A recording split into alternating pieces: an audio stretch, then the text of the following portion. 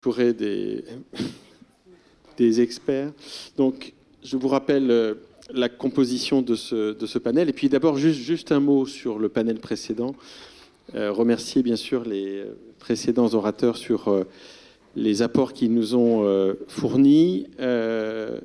Beaucoup d'idées à retenir également pour notre table ronde, d'ailleurs, puisque c'est une forme d'emboîtement, de lancement pour essayer de pouvoir appréhender un univers qui est en formation. Donc, comme je le disais au début de cette séance, on n'a pas souvent ce rendez-vous historique de se poser pour essayer d'architecter, comme aurait dit Jamel Debbouze dans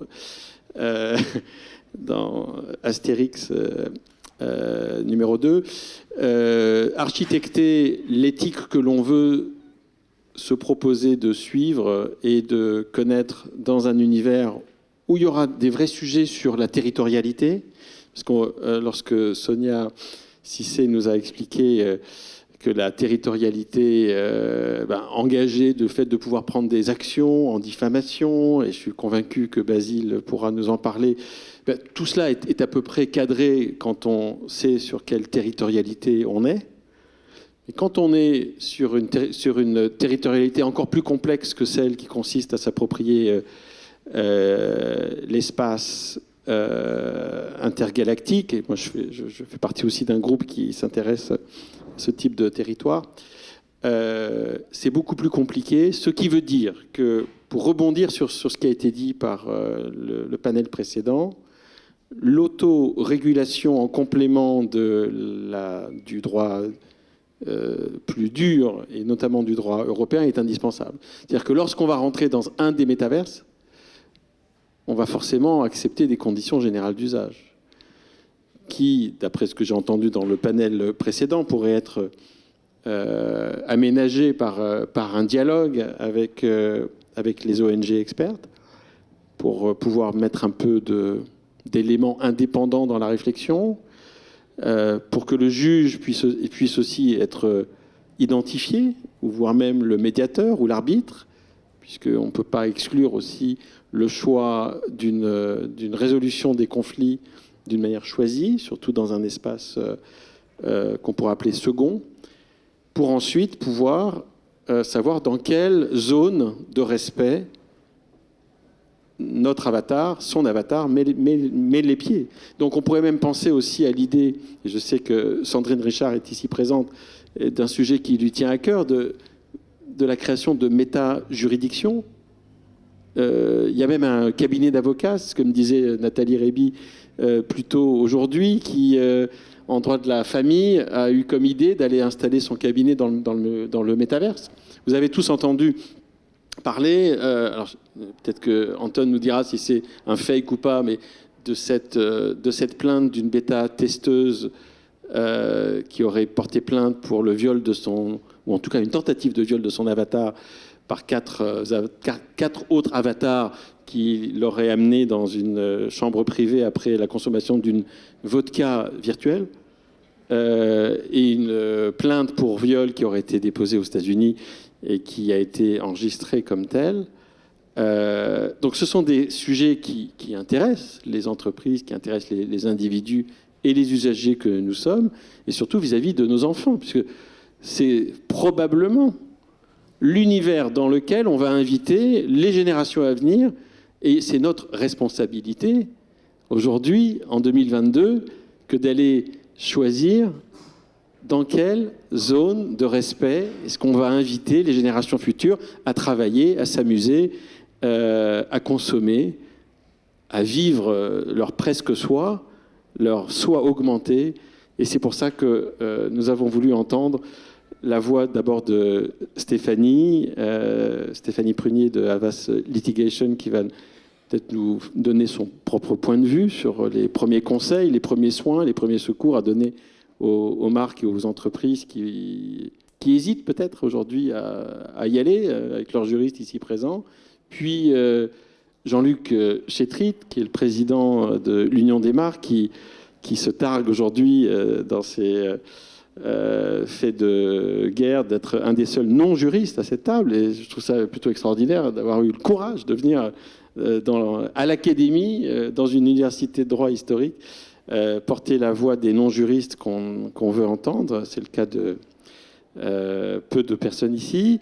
Et puis ensuite, nous entendrons Basile Adair, qui est un des plus grands spécialistes aussi du droit de la presse et qui aujourd'hui exerce au cabinet Auguste, pour essayer de comprendre quel est son point de vue avec le recul justement de si la territorialité est contestée, ça va être compliqué de faire appliquer le droit de la presse que Basile connaît si bien. Et puis enfin, la parole sera à la défense, puisque Anton, moi je l'ai connu chez Facebook, aujourd'hui il est chez Meta, donc c'est sûrement qu'il y a des choses à nous dire sur le métaverse. La parole est à Stéphanie Prunier. Merci.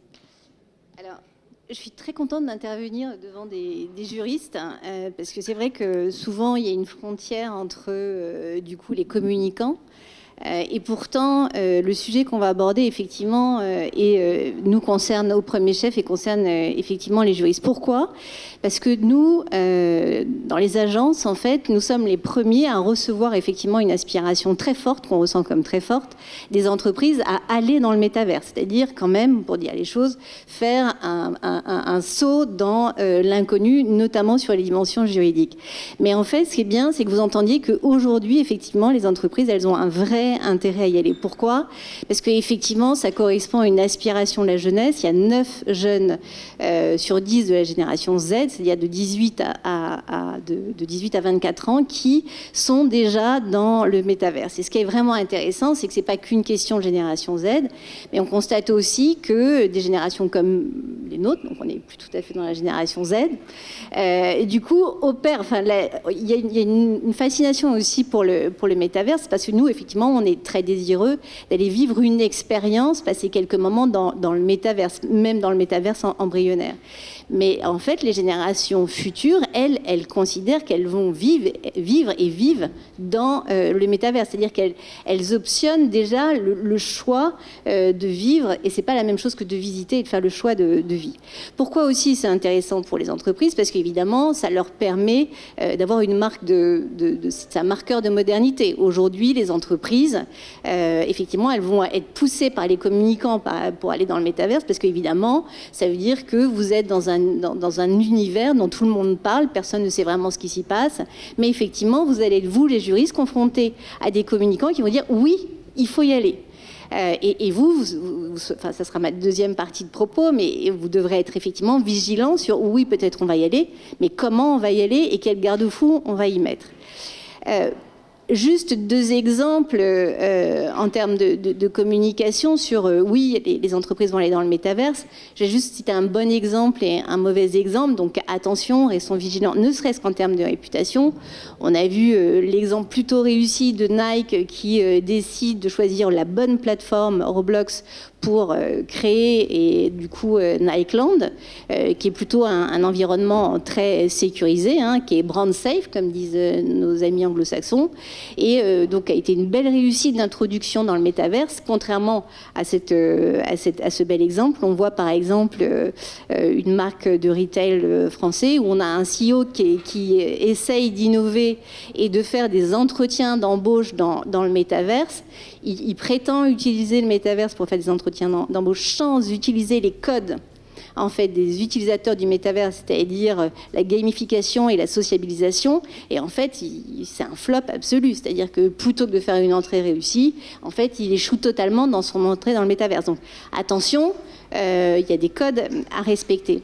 Et puis, effectivement, comme le disait Philippe, l'intérêt du métaverse, c'est l'univers. Enfin, méta, c'est l'au-delà, vers, c'est l'univers. Donc, en fait, vous allez avoir des marketeurs qui vont dire bah, c'est fantastique, il faut y aller, on élargit le public cible, on n'a plus de problème de frontières, on n'a plus de problématique de taxes. Et voilà. Donc, c'est vrai que, du coup, c'est très, très attractif pour les marques. Et puis, surtout, le point, à mon sens, qui est le plus important pour les entreprises, c'est que cette technologie du métaverse va offrir énormément de possibilités d'expérience client. C'est-à-dire qu'on sait très bien dans la communication que ce qui est très compliqué, c'est d'attraper, en fait, dans un univers très concurrentiel, le client. Et on sait que, pour le coup, ce qui permet d'attraper et de fidéliser, c'est l'émotion, la sensation. Et en fait, le métaverse, en fait, la technologie du métaverse va permettre effectivement beaucoup d'expérimentation entre la marque et le client, qui va permettre de les attraper et de les fidéliser. Donc évidemment, vous allez être confronté à vos entreprises qui vont dire oui, effectivement, pour nous, il y a un intérêt business, au-delà du fait que quand même, quand on regarde les projections de chiffre d'affaires, d'ici 2030, on annonce quand même une augmentation un chiffre d'affaires de 789 milliards, 780 milliards de chiffre d'affaires liés au métaverse, qui représente à peu près 40% par rapport à aujourd'hui. Donc effectivement, vous allez être confronté à une vraie progression. Au-delà du fait que sur ce chiffre d'affaires, quand une entreprise va du coup investir dans le métaverse, les investisseurs vont regarder ça plutôt d'un bon œil. Donc tout ça pour vous dire que moi, en tant que communicante de base, quand je mets ma casquette de communicante, je vous annonce, vous, directeur juridique, que clairement, en fait, vous allez avoir la pression pour que les entreprises aillent dans le métaverse. Alors, juste le downside de tout ça, c'est que effectivement, il peut y avoir un risque réputationnel. Et là, moi, je bascule dans l'aspect plutôt juridique, et puis je laisserai la parole aux spécialistes. C'est que le problème aujourd'hui de métaverse, dans la configuration dans laquelle on est, hein, on n'est pas encore dans la dimension immersive que Zuckerberg annonce dans 4 ou 5 ans, mais je pense qu'Antoine y reviendra. Mais ne serait-ce que dans la dimension dans laquelle nous sommes, si effectivement, par exemple, sur des plateformes telles que Sandbox, vous avez des forums de discussion, on n'a aucun outil de surveillance, en fait, pour savoir ce qu'il est dit. Alors, je fais référence à la table ronde précédente, c'est-à-dire qu'on voit bien aujourd'hui sur les réseaux sociaux à quel point il est indispensable d'utiliser VisiBrain, Brainwatch, tous les communicants savent effectivement. Et parce que notre métier, c'est effectivement de protéger la réputation de nos clients, et ça va être assez compliqué de leur dire, de leur recommander d'aller sur certaines plateformes si on n'est pas en capacité de leur dire qu'on est en capacité de surveiller, et surtout de leur dire, choisissez une plateforme dont la réglementation correspond à vos ADN. C'est compliqué aujourd'hui aux entreprises de dire soyez respectueux des critères ESG et de leur dire vous allez dans une plateforme où grosso modo on ne va pas respecter la parité, on va pouvoir tenir des propos qui vont être infamants pour les femmes. Donc c'est un vrai sujet. Et vous allez avoir un vrai travail. On a fait la comparaison avec Twimi qui travaille avec moi sur le métaverse. On a fait la comparaison entre une réglementation d'une plateforme de jeu très poussée en fait dans la réglementation, qui interdisent même des choses qui ne sont pas interdites dans notre loi, avec une réglementation comme de Sandbox qui est extrêmement légère en fait. Donc vous, les juristes d'entreprise, vous allez devoir examiner à la loupe en fait les différentes réglementations où en fait les communicants vont vouloir vous emmener. Première lacune. Deuxième lacune sur les problématiques où en fait vos communicants vont vous demander de faire des choses, typiquement organiser un défilé où en fait il y aura alors dans le métaverse où il pourrait y avoir des NFT qui ont recours à des œuvres d'artistes. Donc problématique de contrefaçon. Je vous rappelle l'exemple aujourd'hui, qui n'est absolument pas tranché d'un point de vue juridique, où on a Mason Rothschild, en fait, qui crée une collection d'NFT, qui utilise en fait le design des sacs Birkin d'Hermès, qui les vend. Et donc évidemment, Hermès, voyant ça, au-delà du fait qu'il a la chance déjà de savoir ce qui s'y passe, mais une fois qu'il sait qu'effectivement il y a contrefaçon, il a quand même agi pour effectivement que du coup ces NFT soient retirés. Aujourd'hui, et il a signé en justice, évidemment, aux États-Unis pour contrefaçon. Aujourd'hui, on ne sait absolument pas, Basile, tu pourras peut-être donner ton avis, mais on ne sait absolument pas si Hermès va avoir gain de cause dans ce contentieux. On n'a absolument pas, on peut avoir quelques idées, mais en tout cas, on n'en a pas la garantie. Donc tout ça pour dire que effectivement, voilà, pour vous en tant que juriste, ça annonce quand même des casse-têtes. Au-delà du fait que si je prends un autre exemple, aujourd'hui, et c'est le cas de notre groupe, on a acheté par exemple une île donc le groupe Vivendi dont je dépends, on a acheté une île dans Sandbox. Cette île, ok. Vous pouvez faire construire quelque chose, oui, mais à quelles conditions? Est-ce que le droit immobilier va s'appliquer? Est-ce que cet immeuble, vous allez pouvoir le louer? Si vous pouvez le louer, est-ce qu'effectivement, en fait, vous allez pouvoir... il y aura des obligations pour les bailleurs. Quels seront, en fait, les droits des locataires? Personne n'en sait rien. Et vous allez demain être interrogé là-dessus. Ça, typiquement, c'est pas une problématique d'immersion. Là, c'est une problématique, aujourd'hui, auquel vous allez être confronté. Ayant horreur du vide. Le droit est toujours en retard par rapport à la réalité. Donc, virtuel, n'en parlons pas. Et le dernier point, et après, je laisse la parole, c'est là où ça devient quand même un peu plus compliqué, mais pour le coup, ça, c'est vraiment un débat de demain. C'est-à-dire que quand vraiment, en fait, dans 3-4 ans, si on en croit Mark Zuckerberg, on aura vraiment la possibilité, en fait, de ressentir, nous, personnes physiques, ce que notre avatar ressent dans le métaverse. Là, effectivement, on se pose la question des violences. Alors, aujourd'hui, effectivement, on est confronté à des violences verbales, du harcèlement. Enfin, là, pour le coup, on peut considérer que les lois qui s'appliquent aux réseaux sociaux vont s'appliquer pour le métaverse pour ces violences-là. Et dans 4 ou 5 ans, quand, effectivement, moi, parce que mon avatar se fait agresser, je ressens, en fait, l'agression. Là, pour le coup... L'avatar le ressent. L'avatar le ressent. Et mais moi, je peux le ressentir aussi. En plus, dans la dimension totalement immersive, du coup, la question qui va se poser, donc dans 4 ou 5 ans, c'est est-ce que les règles protectrices en fait des individus va s'appliquer aux avatars? Comment il va s'appliquer aux avatars? Et comment, en fait, il va s'appliquer à la personne physique derrière l'avatar? C'est-à-dire que tout le monde a vu dans Ready Player One qu'on a déjà des prisons. Du coup, est-ce qu'on va mettre l'avatar en prison? Et quelle sera la sanction de la personne physique derrière l'avatar? Ça, c'est des sujets qui sont absolument passionnants. Donc voilà, je dresse un peu le débat, et je suis bien contente, moi-même en tant que juriste et communicante, au fond, de vous alerter sur le fait que vous devrez être extrêmement vigilant et sur le fait que vous allez être sollicité très rapidement. Alors, merci d'abord beaucoup pour cet éclairage. Moi, ça me donne envie d'aller visiter votre île. Mais j'aimerais beaucoup avoir le sentiment de quelqu'un qui, lui aussi, comme Jean-Philippe, s'est beaucoup intéressé aux produits lactés avant d'être à l'Union des marques. Il s'agit de Jean-Luc Chétry. Merci Philippe. Tu as gentiment précédé la petite introduction forcément que j'allais faire, puisque arriver ici devant un public de juristes, quand on ne l'est pas soi-même, sur un sujet aussi éminemment complexe, sur lequel Stéphanie, avec beaucoup de talent, a énuméré l'ensemble des challenges auxquels les marques sont confrontées, c'est-à-dire qu'en gros, on a des réponses à pas grand-chose pour l'instant, mais on a des questions surtout. Et arriver à vous dire quelque chose d'intelligible et qui a un peu de sens, c'est un joli challenge, mais j'adore les challenges que me pose Philippe. Moi, ce que je voulais vous dire, en praticien, au fond, puisque ça est toute ma carrière, et c'est ce que nous essayons de faire à l'Union des marques avec les 200 et quelques entreprises qui sont adhérentes. Déjà, une première chose, moi je vais vous poser une question parce que je commence toujours par ça. J'aime bien savoir ce que le public pense et fait. Levez la main ceux qui ici sont déjà allés dans le métaverse. Voilà, un petit décompte, c'est un sondage, hein, ça n'aura pas besoin de faire un grand sondage d'opinion, on ne fera pas appel à Opinionway. Vous avez à peu près 5%, je pense qu'on doit, sur la population de la génération qui n'est donc pas Z, on n'a pas de Z ici, hein, semble-t-il, ou alors il y en a très peu, c'est peut-être eux qui ont levé la main, ou ceux qui ont voulu expérimenter.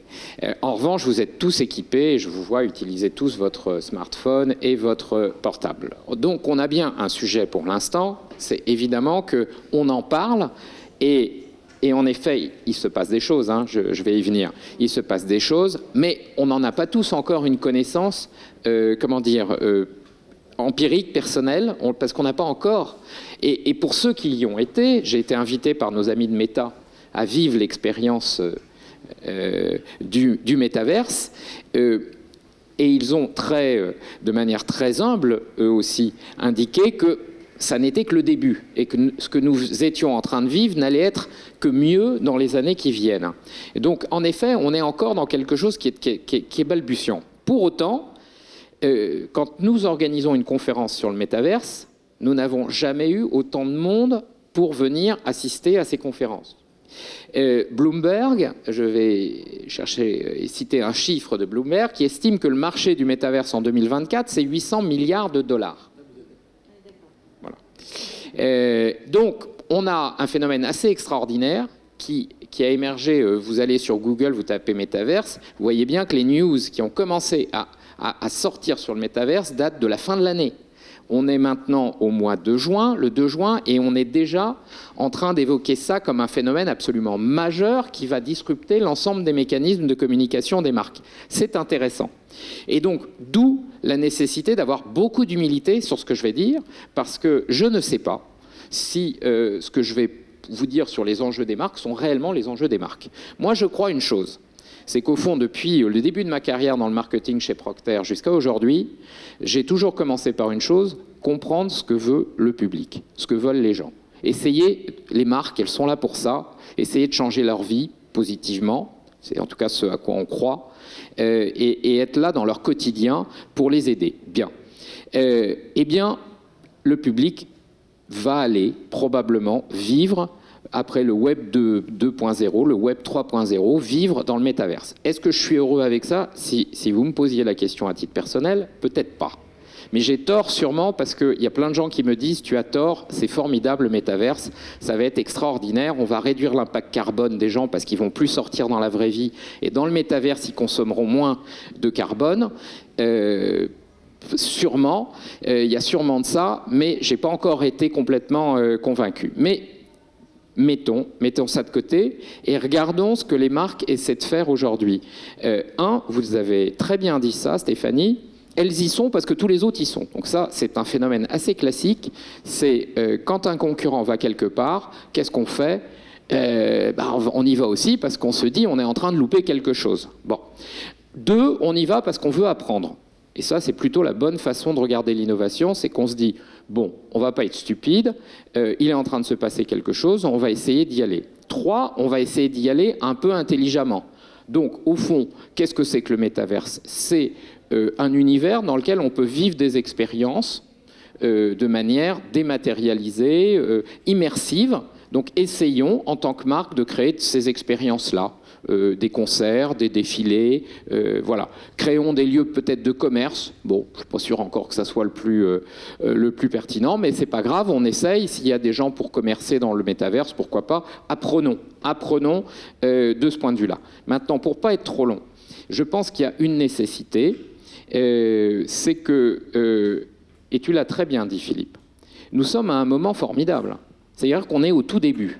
Alors, soit on fait n'importe quoi et on laisse tout dériver comme au début du Web 2.0, soit au moment du Web 3.0, on se met tous autour de la table et on avance.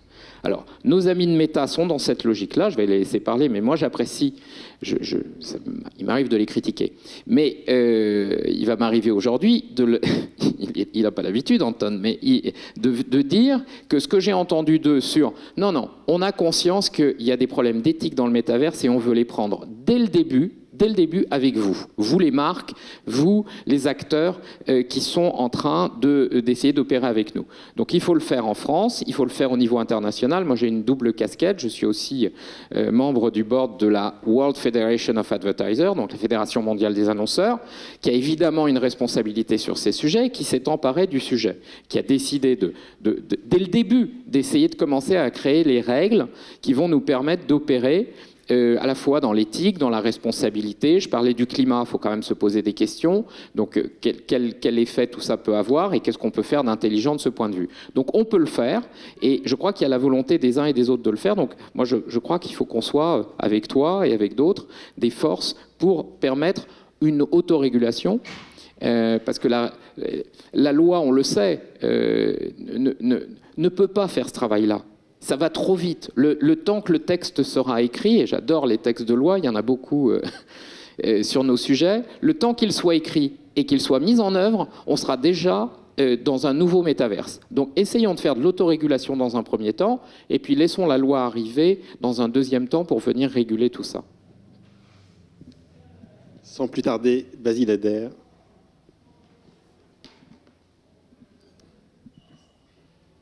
Merci beaucoup. C'est à mon tour avec beaucoup d'humilité que je vais essayer de réfléchir avec vous sur ma partie à moi, je comprends, qui est celle de la réponse de la loi, parce que contrairement à ce qui vient d'être dit, je pense que seule la loi, le gendarme et le juge seront les garants des libertés des uns et des autres, et surtout de leurs responsabilités.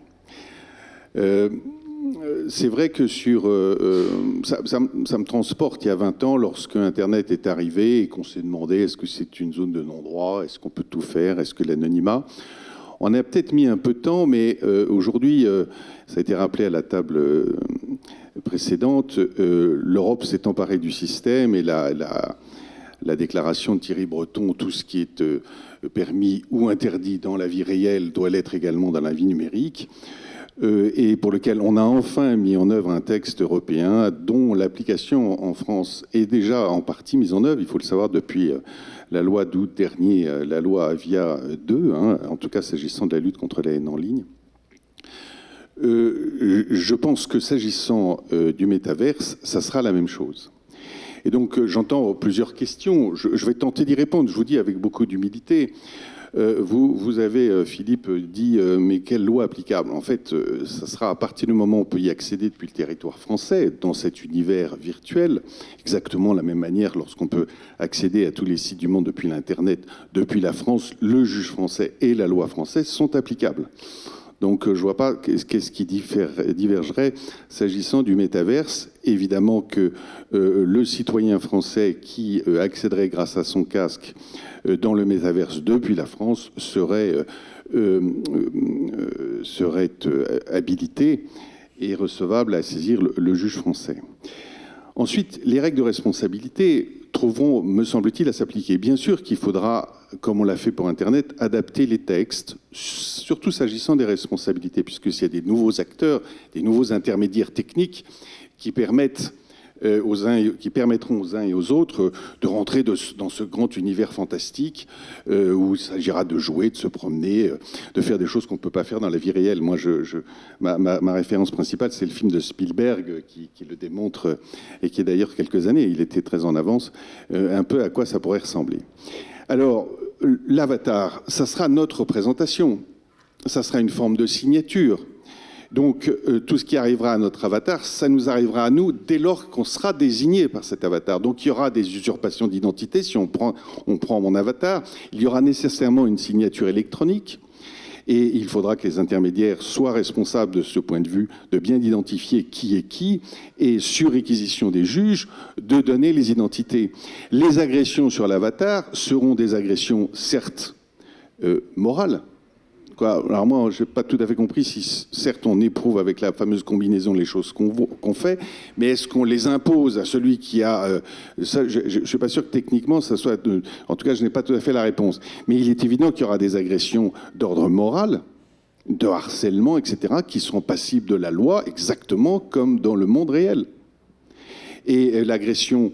dans lequel on fait référence de cet avatar qui a été aussitôt agressé, voire violé par plusieurs autres, est parfaitement fondé à s'en plaindre devant un tribunal en disant peut-être que c'est pas physiquement sur la qualification du vol qui suppose pardonnez-moi, mais c'est la définition légale d'une pénétration sexuelle, mais au moins une agression morale et qui pourrait être très grave et qui pourrait être sévèrement punie. S'agissant des questions plus propres au droit de la presse, je pense que là aussi on trouvera vite à appliquer les textes qui ont vocation, et dès lors que publiquement on s'expose, que ce soit sur le terrain du droit à l'image, que ce soit sur celui de l'injure ou de la diffamation qu'on a évoqué tout à l'heure, que ce soit d'ailleurs celle des individus ou celle des entreprises.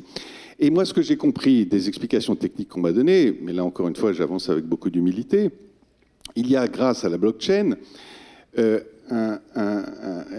qui sera en cause s'agissant de ces espaces, une facilité probatoire fantastique. On saura très exactement qui a fait quoi. En fait, moi, ma seule préoccupation, et c'est pour répondre aux deux intervenants qui sont de l'autre côté de cette table, c'est qu'il faudra que chacun ait conscience qu'en allant jouer, il va révéler des tonnes de choses sur sa personnalité, sur les tréfonds de sa personnalité. sur voir ses instincts. Et donc, au-delà de, vous savez, ce traçage que tout un chacun nous avons sur Internet, où on sait si on va sur tel site de voyage, ou chercher des aspirateurs, aussitôt on va nous en proposer, on se dit tiens c'est curieux. Là, ça sera encore pire. On va avoir une connaissance des pulsions de tout un chacun qui vont être terriblement intrusives. Et alors là, sans doute faudra-t-il ajouter au RGPD des garanties pour les individus, ou en tout cas qu'ils sachent qu'allant jouer, ce n'est pas totalement innocent, qu'on va savoir des tonnes de choses à leur sujet qui vont nécessairement être exploitées, souvent commercialement, il faut espérer, pas politiquement, parce que la vraie toile de fond, le vrai enjeu démocratique, c'est le jour où des États autoritaires n'offriront plus les garanties aux individus, parce que là, il faudra surtout recommander à personne d'aller dans les métaverses. Donc moi, je ne sais pas si c'est ce qu'on attendait de ma part, mais je vous dis tout de suite, il y a un corpus de règles législatives ou réglementaires très important qui, comme ça, si je commence à y réfléchir, me paraissent pouvoir être en mesure d'être appliquées assez facilement dès lors qu'on aura bien la certitude qu'on a identifié dans les avatars qui est quoi, et ça sera la même chose, pardonnez-moi, je termine là-dessus, sur la contrefaçon. Bien sûr, il faudra l'établir, il faudra le prouver, mais si on a copié les éléments distinctifs, les éléments qui font sa valeur d'un dessin ou modèle ou d'une œuvre d'art, eh bien, les règles sur la contrefaçon aura vocation à s'appliquer en matière de représentation virtuelle. Ça existe depuis très longtemps devant tous les tribunaux de France et de Navarre. Donc, rassurons-nous, ça va être un formidable développement, mais les individus auront vocation à être protégés par la loi française et par les juges. C'est génial d'être juriste, parce que là, on sent que ça va être extrêmement passionnant pendant beaucoup d'années. Mais moi, je me demande quand même, Basile, si quand j'irai me balader, si je suis invité sur l'île Havas, Vivendi, si je fais une recherche auparavant pour des aspirateurs, si je vais être obligé d'être accompagné par beaucoup de marques d'aspirateurs sur l'île du fait des cookies qui s'y seraient installés. Je me demande aussi, pour citer Basile, si en matière de droit de la contrefaçon et du droit d'auteur et du droit des marques, si il y aura une exception de courte avatarisation qui va être compliquée à être gérée, mais je suis convaincu qu'il va falloir quand même un peu adapter les règles. Donc je pense qu'il y a aussi une place prépondérante, et c'est pour ça que je voulais citer Jean-Philippe Gilles, pour un nouveau partenariat avec une alliance entre la soft law et la hard law. Et la question que j'aimerais poser à Anton, qui a été très patient, puisqu'il intervient du côté de la fin de cette rencontre, c'est que est-ce qu'on pourrait rêver à avoir, justement pour éviter les agressions, ce qui éviterait aussi peut-être la mise en cause de la plateforme, un bouton de secours du respect avec une bulle. Alors la bulle existe aujourd'hui. Visiblement, elle n'a pas bien fonctionné dans le bêta-test que la plaignante a prétendu tester. Mais est-ce qu'on pourrait rêver d'un bouton du respect dans le métaverse de Facebook, puisqu'il y aura plusieurs métaverses, dont celui de Fortnite également?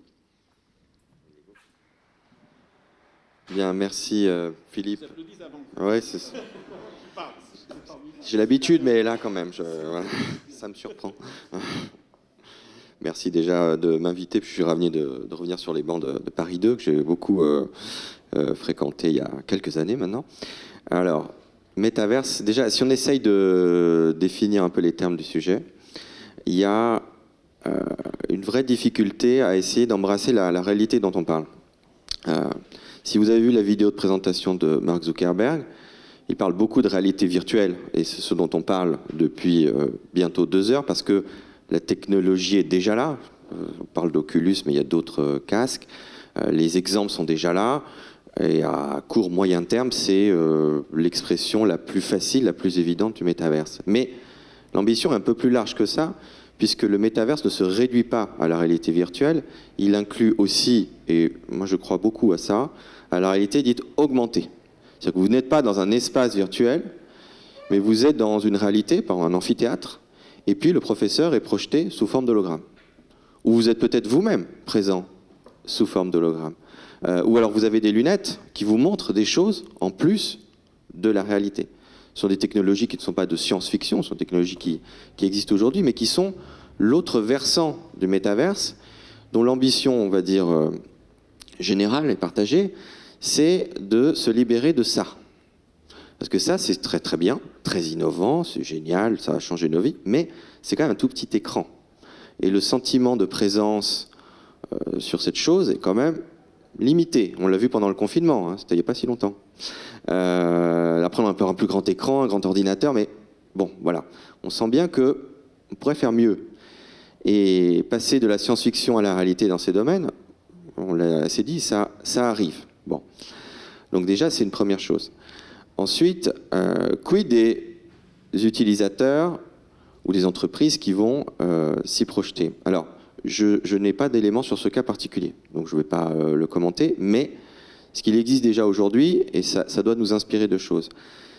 On peut capitaliser sur tout ce qu'on a déjà appris de la régulation, de la sécurité des réseaux sociaux, des plateformes, pour simplifier. On ne doit pas, évidemment, faire du cyberharcèlement, on ne doit pas attaquer quelqu'un, et donc c'est retranscrit dans la loi, c'est retranscrit dans les conditions de la plateforme. Il y a beaucoup de choses qui se font dans ces domaines, et évidemment, et c'est bienvenu, l'Europe a fini le DSA, donc on peut capitaliser sur ces choses-là. Mais il y a aussi des choses qui sont nouvelles. Et objectivement, la différence, c'est que dans un métaverse, on se parle, donc comme on se parlerait là aujourd'hui, on n'est pas dans le fait de taper du texte ou de mettre une photo, c'est-à-dire quelque chose qui est imprimé virtuellement, quelque part, quelque chose qui reste. Donc réguler l'expression dans le métaverse, quelque part, c'est réguler la conversation. Donc comme on essaierait de réguler une conversation dans le monde réel, elle est régulée. Donc c'est pour ça que là aussi, on ne part pas de rien, c'est ça que je veux dire. Et ce qui peut être aussi intéressant, dans le cadre du métaverse, c'est de réguler aussi les rapports sociaux. Et donc je reviens à ton idée de bulle. Peut-être qu'on va demander aux plateformes, et ça sera très nécessaire, de dire vous devez mettre en place un système, et c'est obligatoire, qui fait qu'une personne peut en bloquer une autre, si elle le veut, peut mettre à distance une autre personne, bref, quelque part on n'est pas dans la régulation de l'expression, mais dans la régulation du rapport à l'autre. Et si vous, la plateforme, vous ne le faites pas, je vous mets en demeure, et si vous continuez à ne pas le faire, je peux vous sanctionner, etc., etc. Donc des instruments juridiques que l'on connaît dans le domaine du numérique aujourd'hui, mais qui pourraient être, à mon avis, mis en place et inventés dans le domaine du métavers, parce qu'on est là dans une différence objective, c'est-à-dire par rapport au réseau social, dont je répète qu'on est plutôt dans une expression vidéo, image et écrit, dans quelque chose qui reste. Alors il y a des réseaux sociaux qui sont plus instantanés, je fais un peu vieux schnock parce que je n'utilise pas Snapchat, mais voilà, en tout cas on est quand même dans un domaine de l'écrit, de l'impression si on peut dire. Donc ça c'est une première chose. Pour les entreprises, il y a, à mon avis, ça me fait penser quand même au tournant des années 2000, où il y a eu ce phénomène, alors espérons que ça se termine mieux que ça, quand même, dit de la bulle Internet. C'était tout le monde voulait faire son site Internet. Voilà, c'était le truc. Si vous n'aviez pas votre site Internet, vous étiez un peu un loser, donc quelque part. Voilà. Et donc on a vu florilège d'initiatives, de capitaux investis sur des choses qui étaient très utiles et géniales, d'autres qui étaient totalement nulles. Voilà. Et donc, à mon avis, on n'échappera pas non plus à ce phénomène, quelque part. C'est-à-dire que tout le monde va y aller, mais tout le monde ne réussira pas. Et donc, je ne suis pas expert dans ces domaines, mais effectivement, quelque part, trouver ce que les gens attendent, rester soi-même, faire vivre sa marque dans le domaine du métavers sera, à mon avis, assez clé pour que le citoyen, l'utilisateur, le consommateur, demain, achète, si on peut dire ça comme ça, le service ou les biens, si on peut dire, que les entreprises auront à lui apporter. Mais aussi la responsabilité de concepteurs de métaverse qui sont les nôtres. Si là on peut tirer les leçons des réseaux sociaux, c'est que parfois je remarque que les entreprises sont un peu démunies. Moi j'ai travaillé sur des cas avec des grandes marques où les commentaires sur Facebook étaient vraiment injurieux et on sentait mais comment on utilise vos outils, vous n'avez pas les bons outils parce que j'aimerais bien mieux filtrer, mieux prévenir, mieux contrôler la conversation, ne pas être, certes que ma marque soit critiquer, pourquoi pas, mais je veux pas être victime d'injures ou de diffamation, de choses comme ça. Et là où il faut faire sûrement un mea culpa nécessaire, parce que je l'ai vécu, j'ai assez parlé à des gens pour me dire, on se sent un peu désemparé. Certes, on peut aller voir le juge, certes, on peut faire des choses, mais le temps que ça se passe, c'est bien trop long. On ne sait pas toujours comment bien vous joindre. Quel est le support que vous donnez?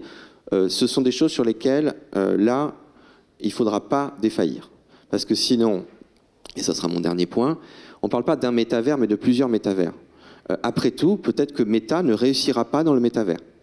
C'est un concept comme Internet. Voilà, il y a Internet, qui est cette technologie qui permet à des machines, à des sites, voilà, des appareils très divers de parler entre eux, grâce à des standards, et on pourra peut-être en parler. Mais après, vous avez des sites et des services. Certains fonctionnent, d'autres ne fonctionnent pas. D'autres ont été des stars, ont coulé, et d'autres continuent encore à exister. Et donc, l'enjeu de confiance pour les entreprises qui viendront utiliser nos plateformes de métavers sera fondamental si on veut survivre à long terme. J'ai bien dire, il n'y a pas de compagnie aérienne sans passagers. Ben, c'est exactement pareil. Donc demain, l'enjeu de confiance, il sera, en tant que fabricant de métavers, assez clé. Donc ça s'acquiert par la loi. Puis dans notre système romano-germanique, évidemment, la loi reste un instrument clé pour réguler et pour créer de la confiance, mais pas que. Et c'est vraiment mon dernier point. On y amènera aussi ce qui relève de la civilité dans le métaverse. Et donc des choses qui ne sont pas régulées par la loi, qui sont régulées par nous tous, quelque part, dans nos comportements. Et ce que fait Philippe avec Respect Zone est en ce sens très pertinent. C'est-à-dire que la réponse, elle est dans la loi, mais elle est aussi dans l'éducation, le comportement, et ça restera malheureusement, parce que l'humain est l'humain, incroyablement pertinent dans le métaverse demain, comme il est aujourd'hui sur les réseaux sociaux. Voilà. Donc je ne vais pas vous être trop long, j'espère que voilà, j'ai répondu à quelques-unes de vos questions, mais je serais ravi de le faire si ce n'est pas le cas. Donc il faudrait peut-être inventer un pass métavers, c'est-à-dire avec un quiz qu'il faudrait passer chaque année pour être civilement capable de pouvoir évoluer avec son avatar dans le métavers. Donc moi, nous vous serez invités à pouvoir évoquer tous ces sujets avec les fabuleux orateurs qu'on a eu aujourd'hui autour d'un cocktail. Avant cela, j'aimerais donner la parole à nos panélistes pour une phrase de synthèse, une réaction de synthèse. Mais tout ce que j'ai entendu aujourd'hui donne encore plus raison à l'initiative qui est la nôtre d'aller interroger comment rêver le respect dans le métaverse de demain. On va le faire, on va lancer des vagues de sondages avec les réseaux sociaux qui sont partenaires, à commencer par Meta et je l'espère aussi TikTok. Pour interroger la jeunesse, donc entre 16 et 25 ans. En dessous de 16 ans, c'est compliqué de faire des sondages.